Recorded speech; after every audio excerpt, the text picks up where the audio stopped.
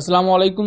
Welcome to M Raad. दोस्तों, बहुत आम विजिट श्रीलंकन एयर चीफ का पाकिस्तान में, और इस विजिट में ना सिर्फ उन्होंने इंडस शील्ड 2024 एक्सरसाइजेस को ऑब्जर्व किया है, बल्कि अभी भी वो पाकिस्तान में ही है बेसिकली। और यहाँ उन्होंने पाकिस्तान के chairman joint chief of staff committee से मुलाकात की है, पाकिस्तान के एयर चीफ से मुलाकात की है, एंड वी बिलीव कि उन्होंने पाकिस्तान एरोनॉटिकल कॉम्प्लेक्स का दौरा किया है। और एक ऐसी तस्वीर भी मंजर आम पर आ रही है जिसको देखकर आप भी खुश हो जाएंगे। तो इसको मैं थोड़ा सा आगे चलकर आपको बताता हूँ। तो दोस्तों, श्रीलंका की जो एयर चीफ है, इनका नाम राजापक्सा है, और इनकी मुलाकात हुई है पाकिस्तान के chairman joint chief of staff committee के साथ, और यह मुलाकात रावलपिंडी में हुई। और इसका मैं कॉन्टेक्स्ट बताते चलूं कि मुख्तलिफ कंट्रीज के जो डेलीगेशंस हैं वो इंडस शील्ड 2024 इंटरनेशनल एक्सरसाइजेज में आए हुए हैं। बांग्लादेश के भी हैं, श्रीलंका के भी हैं, जिम्बाब्वे और बहुत सी कंट्रीज के ही हैं। उस पर हमने पहले वीडियो बनाई हुई है, उसका लिंक मैं डिस्क्रिप्शन में दे दूंगा। इससे पहले मैं ये नहीं बता सका था कि श्रीलंकन डेलीगेशन भी पाकिस्तान आया हुआ है, बांग्लादेश का मैंने जिक्र किया था। यहाँ दोस्तों एक बहुत ही ज्यादा अहम चीज कि श्रीलंकन एयर चीफ ने इंस्पेक्शन की है GF-17 थंडर ब्लॉक 3 एयरक्राफ्ट की, और उसकी तस्वीर आप देख सकते हैं। और यहाँ सिर्फ श्रीलंकन एयर चीफ नहीं थे, बल्कि श्रीलंका का जो पूरा डेलीगेशन था एयरफोर्स की तरफ से, उन्होंने यहाँ GF-17 थंडर ब्लॉक 3 को इंस्पेक्ट किया है। कुछ लोगों के नजदीक ये सरगोदा एयरबेस है, जबकि कुछ लोगों के नजदीक ये पाकिस्तान एरोनॉटिकल कॉम्प्लेक्स है। कामरा में उन्हें पूरा विजिट करवाया गया है, लेकिन अभी इसके बारे में कंफर्मेशन नहीं है। जैसे इसके बारे में मजीद इन्फॉर्मेशन हम तक पहुंचेगी, हम आप लोगों के साथ शेयर करेंगे। अब आप सोच रहे होंगे कि इससे पहले भी GF-17 थंडर ब्लॉक 3 को तो कई मुल्कों के डेलीगेशन आते हैं, वो विजिट करते हैं, इंस्पेक्शन करते हैं, तो इसमें क्या किसी खास बात है? तो ये चीज बहुत ज्यादा अहम है श्रीलंका के मामले में। तो दोस्तों, जिस काम में पाकिस्तान को आज से 9 साल पहले नाकामी हुई थी, शायद पाकिस्तान उसे दोबारा से करने का इरादा रखता है। अब आप सोच रहे होंगे कि 9 साल पहले क्या हुआ था।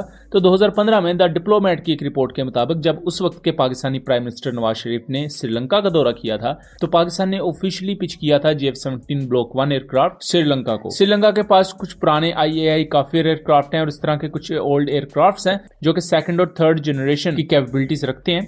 तो पाकिस्तान ने एक 4th जनरेशन एयरक्राफ्ट श्रीलंका को उस वक्त पिच किया था। ना सिर्फ एयरफोर्स की डोमेन में, बल्कि आर्मी की डोमेन में पाकिस्तान ने बहुत सी चीजें श्रीलंका को ऑफर की थी। तो उसकी थोड़ी डिटेल्स भी मैं आगे चल के बताता हूँ। अगर हम एयरफोर्स की तरफ ही आ जाएं, तो उस वक्त श्रीलंका ने GF-17 थंडर लेने से इनकार कर दिया था, और उसके पीछे जो बड़ी रीजन थी वो सबको पता है कि इंडियन प्रेशर था। शुरू से ही श्रीलंका के बहुत ज्यादा अच्छे ताल्लुकात इंडिया के साथ रहे हैं, और किसी भी सूरत एक एंटी इंडिया कंट्री से कोई स्ट्रेटेजिक वेपन सिस्टम लेना या कोई भी स्ट्रेटेजिक मुआहदा साइन करना ये इंडिया के हक में नहीं था।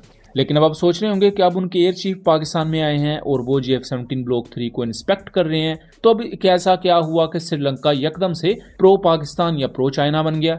तो इसकी भी एक रीजन है। लेकिन दोस्तों, आर्मी की डोमेन में बताते चलूं तो पाकिस्तान और श्रीलंका की आर्मी के लेवल पर एक्सरसाइजेज जरूर होती हैं। इवन श्रीलंकन कैडेट्स को पाकिस्तान में ट्रेनिंग भी दी जाती है। सो आर्मी की डोमेन में श्रीलंका पाकिस्तान का करीबी एक दोस्त कंट्री समझा जाता है। लेकिन जो स्ट्रेटेजिक वेपन्स की डोमेन है, पाकिस्तान जो उससे हासिल कर सकता था वो हम माजी में नहीं कर पा रहे थे। उसकी रीजंस इंडिया का इन्फ्लुएंस भी था। 2024 में हमने बांग्लादेश से हसीना वाजिद की गवर्नमेंट को जाते हुए देखा। इसी तरह 2024 में ही न्यू प्रेसिडेंट आए श्रीलंका में, जिनका नाम है अनुरा कुमारा दिसंकिया।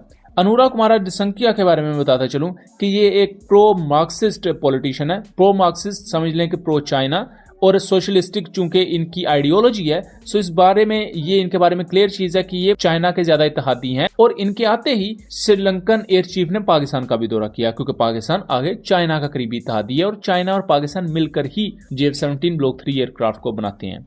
एक तो ये एक बहुत बड़ा फैक्टर है। दूसरा फैक्टर GF-17 ब्लॉक 3 एयरक्राफ्ट का एक्सपोर्ट पोटेंशियल है। हमने रिसेंटली देखा हुआ है कि अजरबैजान ने $1.6 बिलियन के इवज GF-17 थंडर ब्लॉक 3 एयरक्राफ्ट को खरीदने का मुआहदा कर लिया है, और बहुत जल्द उन्हें ये एयरक्राफ्ट प्रोवाइड कर दिए जाएंगे और उनकी एयरफोर्स में इंडक्टेड होंगे। उसके साथ साथ बहुत से दूसरे कंट्रीज हैं, हम इराक को यहाँ नहीं इग्नोर कर सकते, दूसरे भी कुछ कंट्रीज हैं जो इसमें इंटरेस्टेड हैं। सो इस तमाम कॉन्टेक्स्ट में श्रीलंका भी उन कंट्रीज में आ रहा है जो कि अब इस प्लेटफॉर्म में इंटरेस्टेड है। मैं दोबारा इस चीज को क्लियर करता चलूं कि कोई मुआहदा साइन नहीं हुआ, ना ही कोई प्रॉपरली श्रीलंका ने ये बात कही है, लेकिन श्रीलंका इंटरेस्टेड जरूर है, और अब ये चीज जरा ऑफिशियल लेवल पर भी आ चुकी है।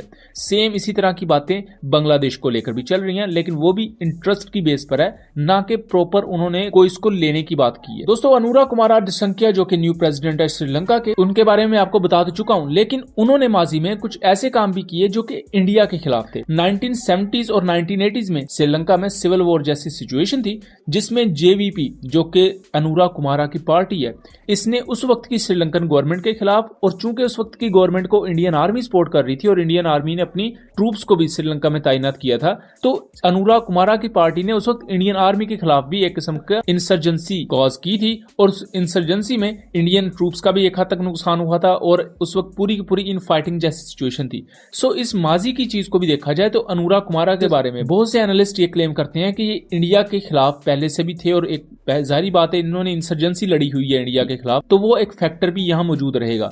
दूसरा, ये पाकिस्तान और चाइना के साथ अगर टीम अप करते हैं तो चाइनीज जो स्पाई शिप्स हैं उनके लिए एक बहुत ही अच्छा पॉइंट होगा यहाँ श्रीलंका में, क्योंकि इससे पहले चाइनीज स्पाई शिप्स मालदीव्स में आती हैं, श्रीलंका में आती हैं, तो ये इंडिया की नेवी के लिए भी बहुत ज्यादा खतरे की बात होगी। लेकिन दोस्तों, एक बहुत बड़ा कदम के 2015 में पाकिस्तान जिस चीज में कामयाब ना हो सकता है हमें उसकी कामयाबी 2024-25 में देखने को मिले। सो इसी उम्मीद के साथ कि चीजें क्लियर रही होंगी। मिलेंगे अगली वीडियो में, तब तक के लिए अल्लाह हाफिज।